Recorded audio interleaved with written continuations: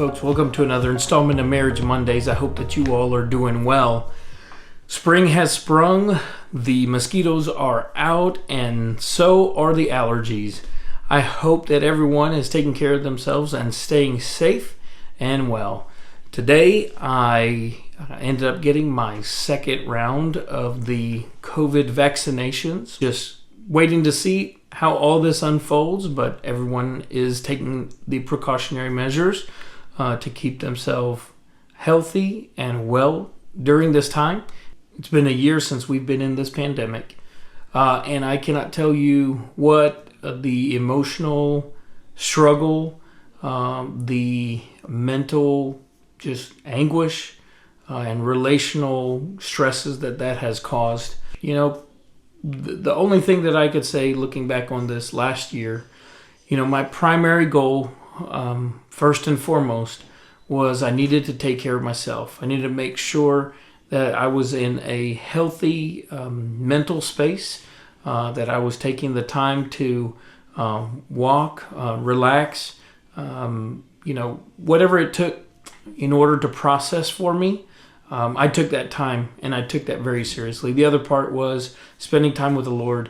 That was a huge part of me getting through, I say getting through on the upswing of this pandemic. But it was my time with the Lord that I had in the Word, meditating, praying.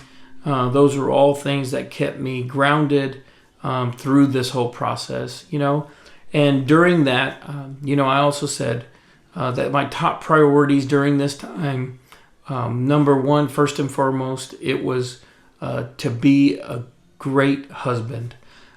Because again, Swin and I were doing this thing together, and we have a 3.5-year-old, and that's challenging. Every single day, it's a new challenge.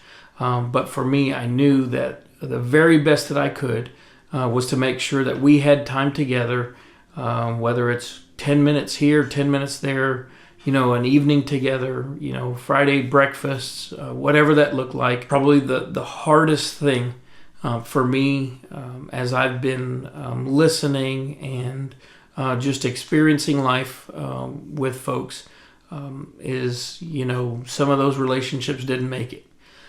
And whatever the cracks were before the pandemic, it was magnified during the course of the pandemic, resulting in some disastrous decisions and just pain and hurt in marriages. The second most important thing during this pandemic for me was to make sure that we took care of our son Luke. And it's been a very long year, and there have been moments of despair, moments of defeat. We felt just moments of just crying out to the Lord because of the struggles that we went through as a parent, and really felt like we failed in so many regards. The other aspect of it was to make sure that we took care of our son and that we provided for him, obviously providing for him physically, but emotionally. That was a big part. And it's really hard to give what we are barely able to gain for ourselves. And so that had been a huge, huge stressor for us. But, for me, it was loving him well, being the best daddy that I knew how to be, and taking the time out, the extra time and the extra energy that it took to make sure that he was doing well, that he was having fun, that he was still able to associate with our close-knit family, and had interactions during that time. That was huge. And every opportunity that I had to give him an outlet, and to be as normal as possible in our life situation, we made it a priority. And that was breakfast together every morning. That's dinner together every evening. We wanted our home to be a home where we can continue to love and to cherish one another. My final thought is this: I don't know what the next few months will hold or the next year holds, But I do know that we continue to seek the Lord, rely on the Lord, but we are concentrating on strengthening our marriage, be intentional about our relationship in our marriage, taking care of one another in our marriage, and then taking care of our child or our children. That is paramount for a healthy family.